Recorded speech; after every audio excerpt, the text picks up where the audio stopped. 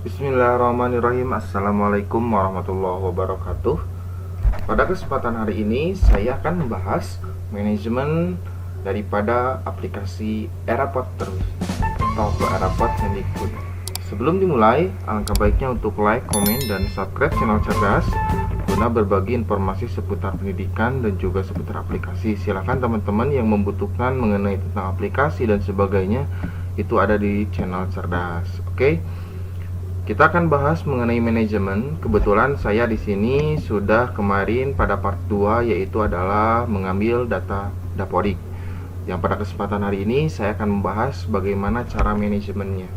Manajemen pertama yaitu adalah mengelola daripada aplikasi Erapod 2021 tahun pelajaran 2021-2022 ataupun seterusnya. Yang selanjutnya versinya yaitu adalah versi 2.2. Untuk proses instalasi silakan dicek berikutnya.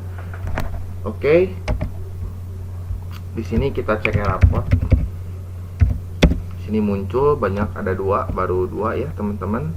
Silakan teman-teman boleh dilihat. Di sini ada videonya, ada panduan lengkap Erapod dan sebagainya. Nah, di sini kebetulan saya sudah ganti user passwordnya. Nanti saya akan kasih tahu bagaimana cara menggantinya. Kita mulai saja. Kita pilih paket, lalu admin, tahun pelajarannya 2021-2022 sesuaikan dengan tahun pelajaran sekarang. Itu tahun pelajarannya kebetulan saya sudah menggunakan dari tahun 2016-2017. Lalu masuk, close dan close. Nah, yang pertama di sini manajemen pertama, kemarin kita sudah mengambil data Dapodik di sini ya. Ambil sinkron kemarin, sekarang kita manajemen ubah password Dapodik, ubah password daripada Erapod. Nah, khusus untuk merubah password itu bisa dilakukan di Erapod. Silahkan teman-teman boleh merubahnya sesuai dengan kebutuhan teman-teman atau boleh disamakan dengan Dapodik. Kalau yang pertama kali menginstal itu adalah aplikasinya, username-nya adalah admin, passwordnya admin 123456. Nah, selain merubah password, kita juga bisa menambahkan administrator. Kita klik tambah, lalu kita pilih contohnya, kita tambahkan admin kedua yaitu adalah R Jujun. Username-nya kita masukkan Jujun, contohnya passwordnya 123456, lalu simpan. Oke. Kalau sudah, di sini offline statusnya, sedangkan saya statusnya online karena lagi mengerjakan. Nah, yang selanjutnya kita data user. Data user di sini teman-teman boleh di sini yaitu adalah menambahkan user. Di sini ada hak akses sebagai guru, usernya siapa? Contohnya Aib Saiful Nuron.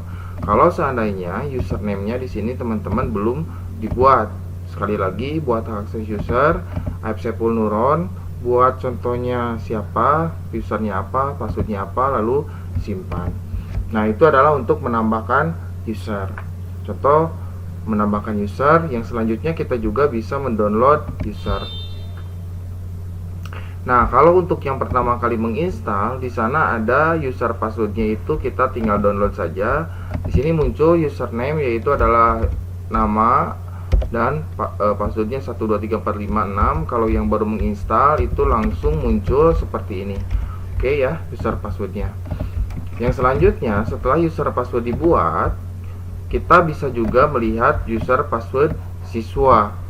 Nah, di sini gunanya ketika kita mengonlinekan Erapod, siswa juga bisa masuk dengan username password dan melihat daripada riwayat pendidikan nilai siswa tersebut. Itu adalah manajemen user. Yang selanjutnya kita maju ke data profil sekolah. Nah, data profil sekolah ini hanya bisa dilakukan atau diedit pada aplikasi Dapodik. Silakan teman-teman kalau ada kesalahan dalam data sekolah, teman-teman bisa edit di aplikasi Dapodik dengan menggunakan Perpal SP. Nah, data guru.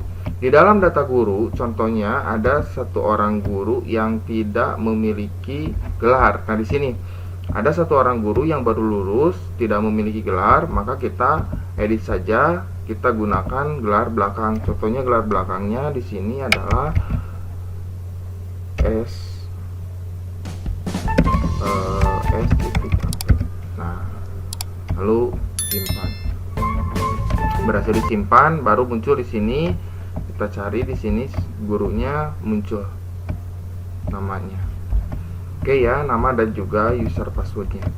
Yang selanjutnya yaitu adalah data siswa. Nah, dalam data siswa, teman-teman kalau ingin mengedit data siswa, lakukan di aplikasi Dapodik.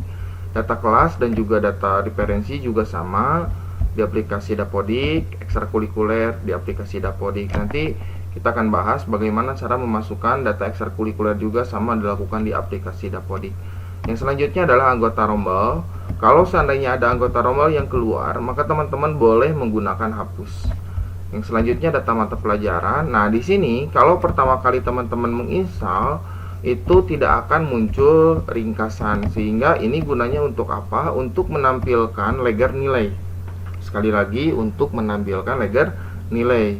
Kita masukkan di sini yaitu adalah contohnya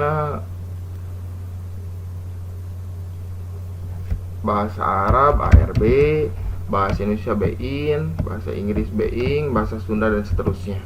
Silakan sesuaikan kebutuhan teman-teman lalu simpan. Oke. Sekarang data mata pelajaran atau data pembelajaran ini yang diinput di dalam aplikasi Dapodik. Pembelajarannya data ekstrakurikuler juga sama.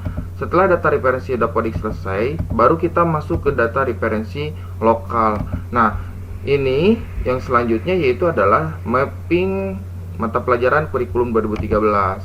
Mapping mata pelajaran kurikulum 2013 adalah yang ditampilkan dalam aplikasi atau dalam cetak rapot. Contohnya, pendidikan agama Islam berada pada kelompok 1, urutan rapotnya ke 1. Oke ya. Contoh, saya akan masukkan ke kelompok B, kelompok A, kelompok 1, urut 1, pendidikan Pancasila, kelompok 1, kelompok A, nomor urut kedua, bahasa Indonesia, kelompok A nomor urut ketiga, bahasa Inggris, kelompok ketiga, ke-7. Lihat struktur data yang ada pada struktur kurikulum yang ada pada rapot teman-teman.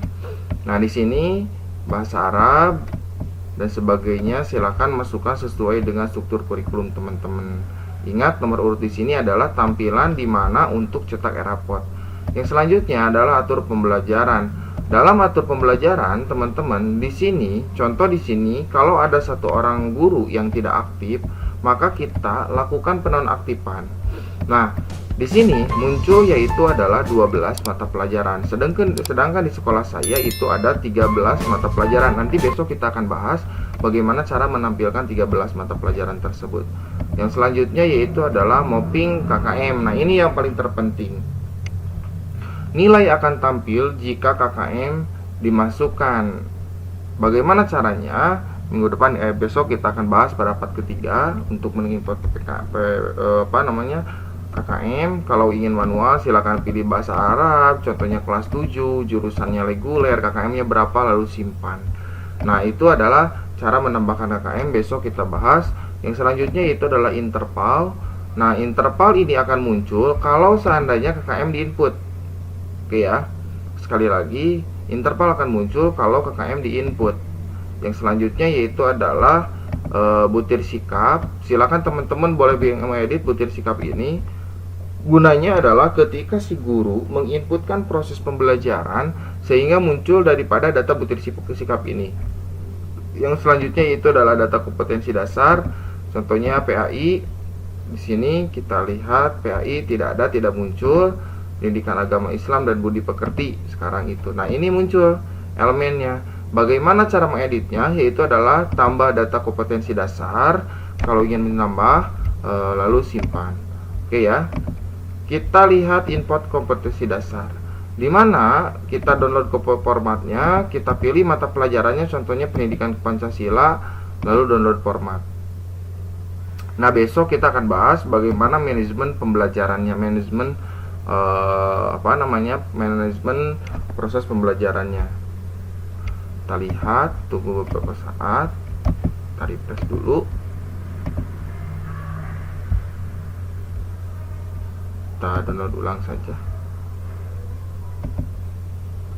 Nah, muncul ya. Nah, ini adalah di mana KD atau kompetensi dasar yang akan diinput pada aplikasi e-rapot. di sini adalah kompetensi dasar. Teman-teman tinggal menambahkan saja kompetensi dasar yang akan teman-teman tambahkan. Di sini ada project, contohnya di sini yaitu adalah pendidikan Pancasila dan kewarganegaraan. Nah, kalau ingin impor, teman-teman tinggal impor saja, lalu choose file, lalu impor. Oke. Kalau sudah manajemen, kita maju ke data referensi lokal, yaitulah data KKM, atur pembelajaran, predikat, sikap, dan kompetensi dasar. Itu adalah manajemen dasar dalam aplikasi Eraport sebagai pengelolaan admin.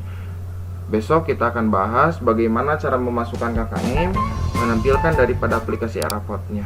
Oke ya teman-teman, itu saja yang dapat saya sampaikan.